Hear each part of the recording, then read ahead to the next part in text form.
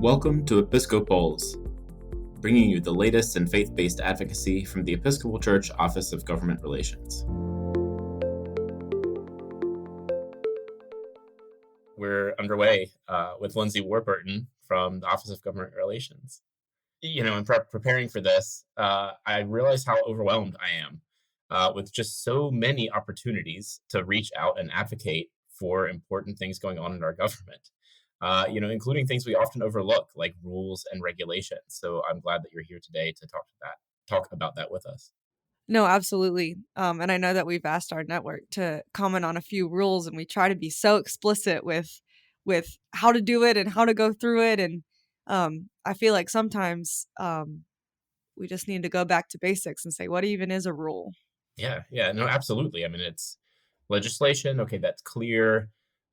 Federal, state, local level. Okay, still feel confident. I can navigate that, but it gets a little murkier. I think it feels like there's a higher bar sometimes to engage with rules or regulations or executive orders.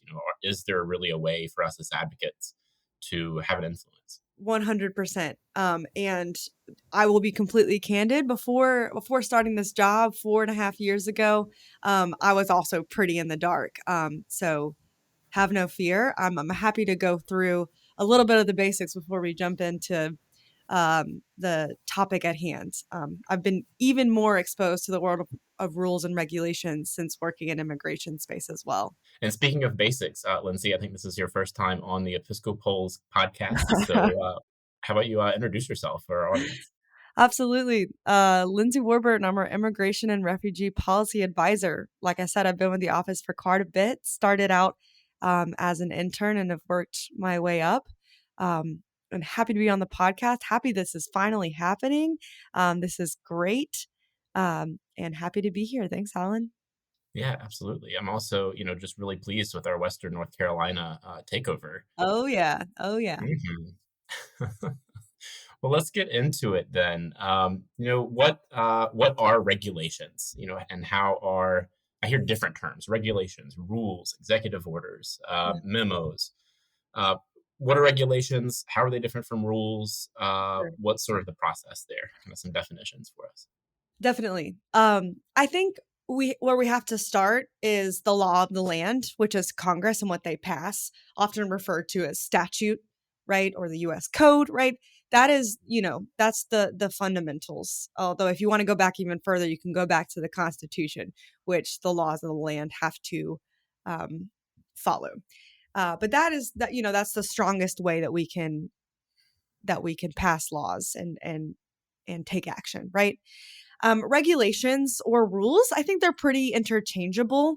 Regulations are often thought of kind of in conjunction as a whole, and whereas rules are kind of specifically, but a rule is just a regulation. And rules and regulations are to interpret the statute, the law that gets passed. And sometimes Congress passes laws and they don't know exactly how they're going to be and how they're going to work in practice. And so part of the purpose of rules and regulation is to interpret that. There's a immigration example, for example, that said, the attorney general will set how many days a tourist is allowed to be in the United States. And then rules and regulations were used to interpret that and determine an adequate number of days. What does that actually look like, right? Mm-hmm. And I'll get more into how rules are created and proposed. Executive orders are similar. They have a basis in statute and in the legislation, but they're a little bit easier to go through. But they also are easier to take away as well. Sometimes you'll often hear of memorandums as well. We might as well go through the whole executive order. Absolutely. Rundown. Memos are kind of the least hold up, and those are really guidance for executive agencies based on rules and based on law as well. So that's kind of your basic idea of how executives might take action as well.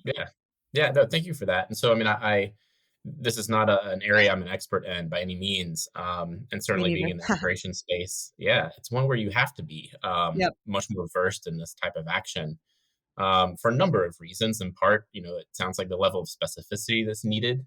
It's a tool for being more specific, but also at times when Congress is not acting, on particular issues like immigration, there are ways, or at least attempts at stepping in different ways to tweak our immigration policies. Absolutely. I think you hit the nail on the head, and particularly in the immigration space, it is practically the only way things are getting done. But Yeah, yeah. absolutely. Well, you mentioned sort of using executive orders or others as well, that they can sort of be quote unquote taken away. Hmm. And I hear that as sort of thinking of examples of the past few presidential administrations. Executive order use is higher, I think, than it has been historically. And some of those executive orders are simply to undo an executive order of the previous, Hmm. presidential administration. So using, I mean, that as an example, but maybe there are others. What are the pros and cons to taking action through rulemaking? Yeah, I think rulemaking is similar, but as I mentioned, it has a slightly higher threshold than executive orders. It's probably the most extensive after passing laws.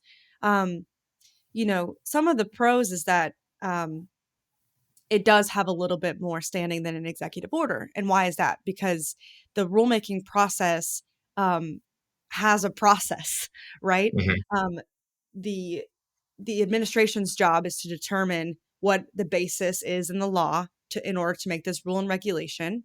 They propose it, and they propose it to the public. They publish it, and there's usually a public comment period that anyone can participate in. It's a little bit hard because some of these are pretty technical, but they have to open it up for public comment. And that is part of a law from Congress that says that anytime you make a rule, you have to open it up for public comment before you finalize it, right? And so there is that level of input that we typically don't get with an executive order or a memo that comes with rules and regulations that not many people are aware of as well. So that's a pretty big pro in that we have the opportunity to engage um, Hmm. if we so choose. And also the pro rulemaking is, as you mentioned, it can go into law quicker than passing legislation through Congress, right? It's something that can take between 30 and 60 days for the comment period. And after that, depending on, the administration does have to go through every single comment and respond to it. But depending on that, the turnaround can actually be pretty quick, especially if the public isn't paying attention. This can go through fairly quickly, which I think uh, can be a pro. It can be a pro for the administration or it can be a pro for the public. I think it depends. And as I mentioned, the biggest pro to rulemaking is it clarifies when the law isn't clear. And so it can really give some meat on the bones of legislation, so to speak. Sure, sure. It sounds like a lot of these types of actions are maybe just sort of part of the process, right? Of implementing a legislation, implementing law once it's passed. I'd love to hear more about the role of rulemaking when it comes to immigration. What are some of the biggest rules in the immigration space, and how are you influencing it, or even guided by that reality? I spoke on the pros of rulemaking, but I think immigration has proven some of the cons of it. You can do the reverse process, the reverse comment period to withdraw rules that subsequent administrations propose. And there's a lot of legal challenges to these rules. Um, there is legislation that governs how you can make rules, like I said, and so you can sue if the administration does not go step by step uh, with how they're proposing those rules. In addition to the substance of the rule, which is challenged often. So that's really tough, and we see that in the immigration space. But I'll zoom out a little bit. As you mentioned, rulemaking and executive action has kind of taken the front seat in the immigration space in particular, and that's primarily because of lack of congressional action. We had a comprehensive immigration bill in 1986. We've had a few more niche bills in 1990, 1996, 2006, if you count border policy as immigration. And then since really this century, we've really kind of failed. And when I say we, I mean Congress, right? There's been lots of legislation on the table that just has not gotten past the finish line. And so in that absence, you're going to get um, executive action. Probably some of the most notable is something like the 2012 DACA memorandum that started as a memorandum. President Biden actually codified that as a rule, which now we know what that is.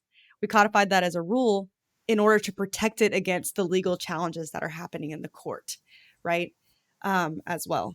But I think immigration, there's also, lots of other rules that we might not think about. There's been rules on public charge, on temporary workers, pretty much anything you can think of to interpret this law, because the Immigration Law Act of 1965 is actually pretty bare bones, as I mentioned at the beginning.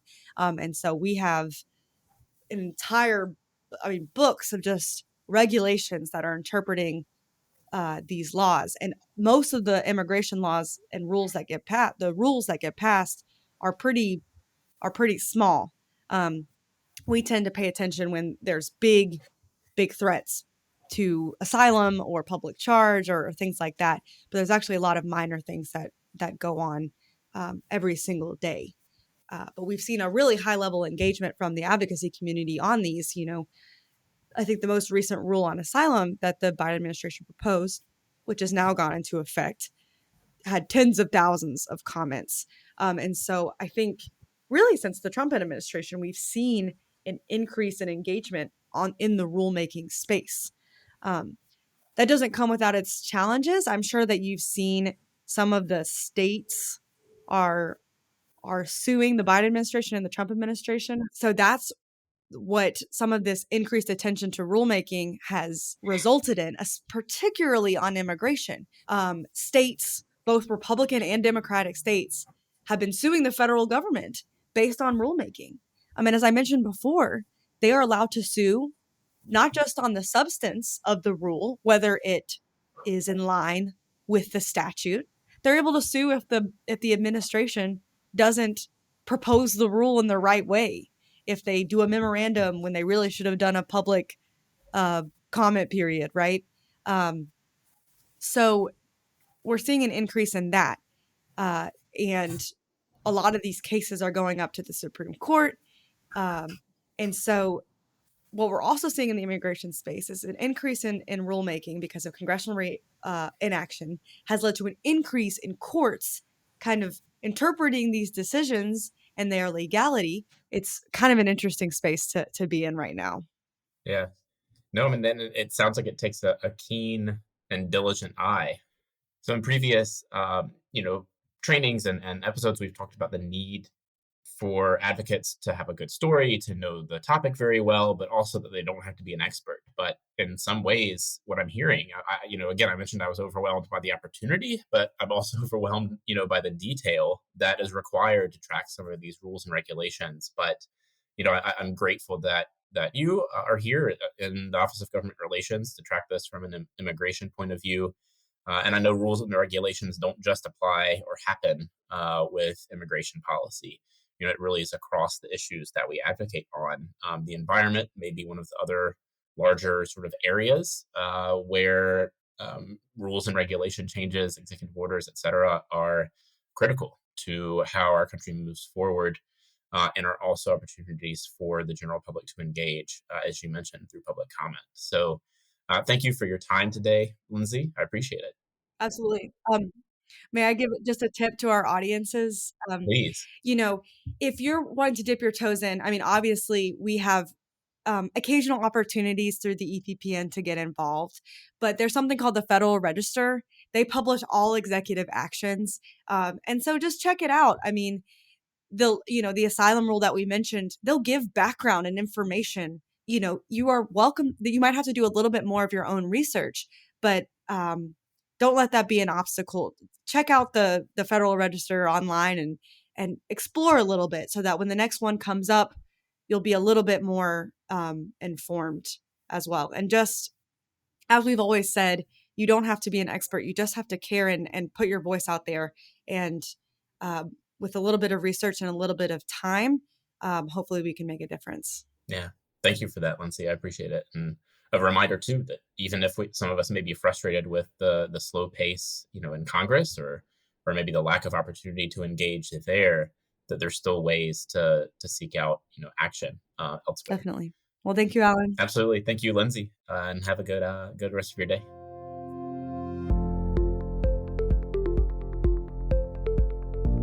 The Office of Government Relations aims to represent the policy priorities of the Episcopal Church to the U.S. government in Washington, D.C., and to influence policy and legislation on critical issues, all while highlighting the voices and experiences of Episcopalians and Anglicans globally. The office facilitates the Episcopal Public Policy Network, a grassroots network of Episcopalians engaged in the ministry of public policy advocacy. Take action and learn more by following the links in the description. The Episcopals podcast is produced by the staff of the Office of Government Relations, with support from our podcast engineer, Ellie Singer, and project manager, Chris Sekema. Thanks for listening, and join us next time on Episcopals.